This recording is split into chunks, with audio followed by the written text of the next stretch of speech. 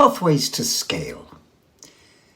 When I was a child, a big feature of the social landscape was the annual visit to my uncle's house on Christmas Eve. My dad came from a big family, and they'd all gather at his brother's place to celebrate.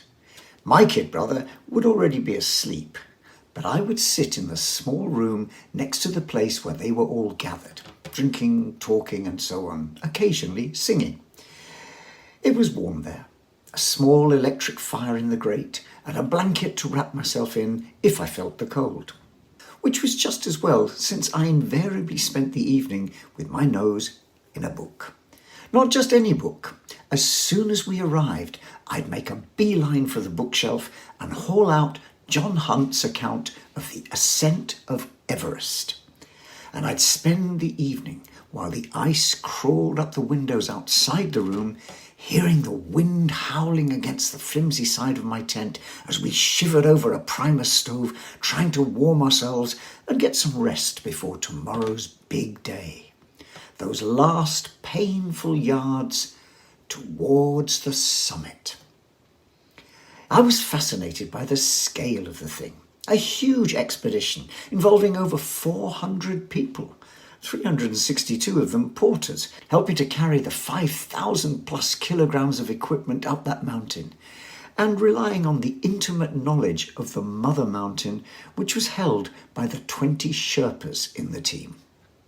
Now, those Nepalese guides had grown up in the shadow of the peak and knew to fear and respect it. And then there were the months of planning in smoky rooms in London clubs, and then the assembly and trek towards the base camp and the allocation of roles to help lay the foundations for what would certainly not be a simple walk in the park.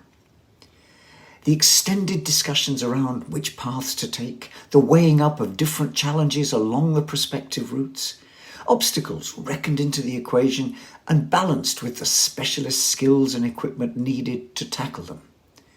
A whole new language of cols and crevasses, of pitons and crampons to be learned, and a crash course in high-altitude physiology and technology to be mastered. And that was all before they even took their first tentative steps up the slopes.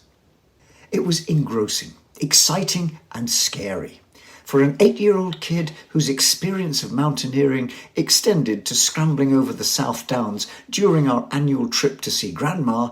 This was heady stuff.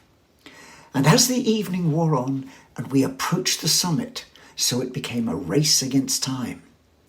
For the climbers, whittled down now to Hillary and Tenzing, struggling up that last stage, their oxygen and energy running low and storms looming. And for me, hearing the chatter from next door rise to the climax, which portended the taking of farewells, the wrapping of my kid brother in a blanket to continue his pre-Santa sleep in the car, and me being bundled into a coat. Would I get to the summit in time, or have to wait until next year to continue the journey, abandoning mine at the 11th hour? I took a couple of lessons from that book. The first being that I'm not cut out for mountain climbing. There have to be easier and still thrilling ways to get your kicks, and because it is there isn't a good enough reason for me to devote my energies to that particular kind of madness. But the other was a healthy respect for people who scale mountains successfully. It takes a lot of planning, great teamwork, and an approach to uncertainty which is all about agility and pivoting, adapting and improvising your way upwards. Pretty much the key ingredients for successful innovation, and certainly relevant to another kind of scaling journey, enabling great innovations to have impact. Because taking an innovation from a small-sized success story to something which delivers value at scale isn't an easy one. That holy grail of impact has a lot to do with the elusive quest pursued by King Arthur's knights, which took them along strange paths, meeting with dragons and disasters, and lasting a long time. Similar odds of success too. Having spent a long time focused on the challenges facing startups, the innovation spotlight is now moving to the question of scaling. and there's helpfully a growing body of knowledge and codified experience around this theme, including the important decision about which route to take for your journey to scale. Because one thing about mountain climbing, which I remember thinking about when reading my Everest book, was how they chose which route to take. Faced with 29,000 feet of sheer white walls with the occasional dangerous-looking black rock poking its jagged edge through the snow like a knife through a curtain, how do you decide which path to take? It's not as if there are well-worn tracks and clear signposts which you can follow. All you have is a lot of very unfriendly and treacherous ground on which to try and make your way. It's the same with scaling your innovation. Choosing your preferred pathway to scale is a key first stage on the journey. Fortunately, like today's Everest climbers, there's a wealth of experience available from previous attempts and some important lessons on which we can build. In particular, we need to see the choices available as lying on a spectrum where we trade off additional external involvement with giving up a degree of control over what we're doing. It's a strategic decision, trying to balance the resource commitments you'll need to make with the amount of control you want to retain. And with deciding what parts of your innovation knowledge are core, what parts are modular, can be adapted and customized with others in mind, and what parts are you prepared to let others engage with, hacking their own version of your ideas. Scale stories give us valuable clues about possible options, which also include not doing it. After all, some innovations aren't really about a scaling journey. They work for a particular problem in a particular context. What's needed for impact there over the long term is sustainability, being able to continue to deliver over an extended period of time and becoming something which is used and relied upon. But if you are going to aim for scale, then your choices include things like parachute. That's to say, develop the venture and then try to get acquired. Jump off and let someone else carry it. A classic startup exit strategy. Let someone with the experience and resources buy your solution and let go. That's easy on paper, but you give up all your control and you can only watch from the sidelines as your venture develops and hope that it's in safe hands. Of course, you could also go it alone. Keep on adding staff, spreading your solution across different geographies, gradually paint the world, or your chosen part of it, in your colours. Now, there are plenty of advantages to doing this. Mostly, you keep control. You can directly manage quality, message, brand, and so on. The downside is you'll need a lot of people and a lot of resources, and you'll pretty soon reach the point where you need to rethink your structure. That old tight-knit startup team has to give way to a structured organisation, complete with policies, procedures, and the necessary slowing down of the decision-making process. Plus, you'll need to adapt your solution to different local conditions, essentially making it compatible with them. And cost management is going to be important, finding ways to grow without bloating. And in reality, this organic growth kind of approach can't be a solo act. There'll be things like you need to outsource, like legal services, manufacturing, distribution, or maintenance. And it's going to take time to build your own networks to do so. Now, another option is to replicate. Maybe your solution idea is one you think will work simply by replicating, placing the same offer in different geographies with minor tweaks to help it fit. Now, if your solution is something which can be packaged up in this fashion and exported, a sort of plug-and-play option, then it can work. It can either be a grow-your-own approach, repeating the pattern by putting down your footprints on an increasingly broad geography. That's the kind of route followed by IKEA and many other retailers, embodying their innovation solution in something which can be replicated around the world. Or you can franchise. Allow others to take on the task, replicate on your behalf, sharing the revenues, building on your original innovative efforts. That's the route which McDonald's has followed, exporting its original innovative fast food format to over 39,000 locations around the world. But as Ray Kroc, their scale architect, realized, there's a critical need to make sure the rules are clearly codified and then control via the franchise agreement so your proxies don't damage the brand, compromise quality, or change the core product. It's a kind of remote control based on a clear constitution. Relay replication is another version which involves another organization adopting and using your solution, like handing on the baton in a race. And like franchising, it requires protocols, training, standardizing of core elements and processes, but it also allows the adopting unit to continue to adapt and innovate within agreed parameters. Now, a classic model here might be the diffusion of chemical plants, like oil refineries. The core technology is transferred and the user learns to operate it. It needs more than simply delivering. This is not a plug-and-play solution. It involves a shared, extended handover process until the user can make a product in a bottle with its own staff operating the equipment. Now, the advantages here for you are that you learn every time as you coach different organizations in the use of your innovation. Plus, there's the chance that their downstream learning feeds back to you and allows you to improve your innovation. But it takes time and resources to ensure that successful handover, and making sure key knowledge is shared through training, through manuals, protocols, and a long-term commitment to support. Licensing is another variation on this replication theme, where other players take on and, depending on the terms of the license, do things ranging from simply selling the core package through to adapting and extending it to suit local conditions. The big advantage here is that other players are putting their shoulder to the wheel, helping spread the innovation load. Plus, there's a direct financial return to the original innovator.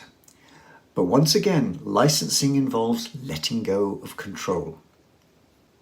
Now, of course, one other option is to open it all up, the kind of open source, open licensing approach. A lot of commercial innovation is about finding ways to appropriate benefits. So there's a pressure to keep a tight rein on what is shared and how. But if you want to spread something, especially a novel approach, you might want to open up much more so that you can accelerate diffusion and seek your returns by being the first mover, growing with the market. There's plenty of examples. Philips, for example, wanted to change the way we consumed recorded music in 1993 when they launched the compact cassette. So what they did was license it for free to other players like Sony and Matsushita. It makes sense. If you're trying to establish a new dominant design and move the world away from the current incumbent, then recruiting others via open licensing is a good road to take. And of course, in the world of social innovation, this has particular relevance.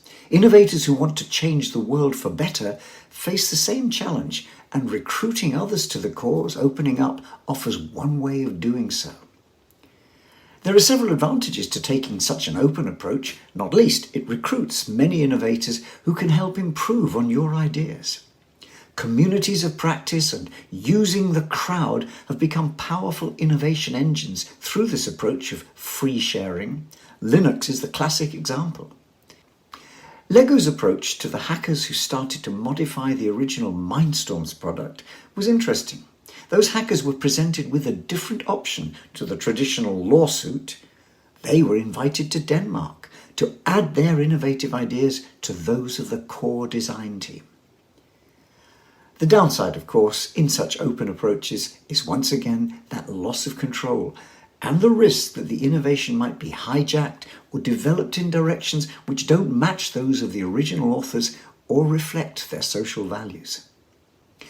Another option is strategic partnerships, and these make sense when there's a clear need for complementary assets of knowledge or other key resources, and where win-win arrangements and contracts can be put in place. Christopher Sholes and his colleagues had developed a great solution to the typewriter opportunity back in the 1850s. but it took their strategic partnership with Remington, who brought their accompanying mass manufacturing and marketing skills, to help them scale their innovation. A multiplayer consortium might be needed when that range of complementary assets goes beyond a simple single partner. Think about Sears and Roebuck, who amongst others pioneered the remote retailing model with their mail order catalogue 100 years before Amazon and Jeff Bezos. But what they needed to do was to bring together many other players into the model to make it work. Finance houses, logistics and distribution, a wide range of different suppliers. Boeing and Airbus do the same today, orchestrating extensive networks of players and partners to deliver their aerospace solution innovations at scale. Now, such consortia bring real power to the scaling challenge, but they also require careful integration around the core mission. Managing such strategic networks is well known for its high transaction costs and these coordination challenges. Which brings us to the idea of value networks and ecosystems. Today's innovation language extends this multiplayer game idea, recognizing there's a need for many players to work together to create value at scale.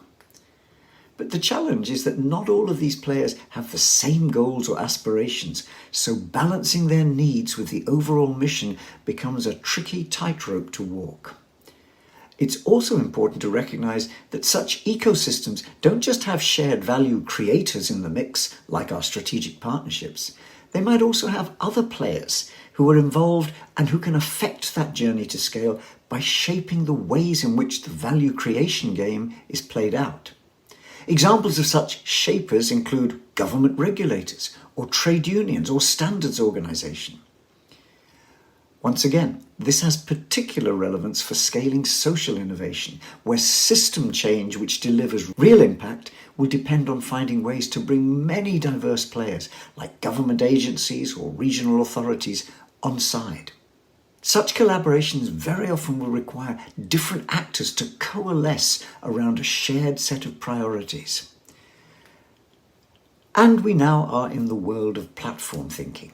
We're seeing the rise of platform businesses which enable scaling through linking innovators and markets more effectively. For example, the Taobao market approach, which was pioneered in China, that mimics the many ways ecosystems around Apple's development platform or much of the Amazon operation actually work. For small startup innovators, such platforms become a powerful alternative route to scale, but at the cost not only of accessing the platform, but once again, letting go of some degree of control. So we have a spectrum of choice available in terms of picking our preferred route to scale. Now, for any innovator, climbing Mount Scale remains a key challenge. Meandering around the foothills may be a pleasant way to pass the time, but if you want your innovation to have real impact, then that peak has got to be climbed. Which means putting together and planning your expedition with the kind of care and attention that John Hunt brought to his Everest team. And my guess is that his reflections probably still have relevance today in the world of innovation. Working out the most appropriate route up those slopes is something best done in the comfort of base camp, rather than halfway up the mountain with the wind howling, the snow lashing at your face, as you realize that the other path might have been a better one to take.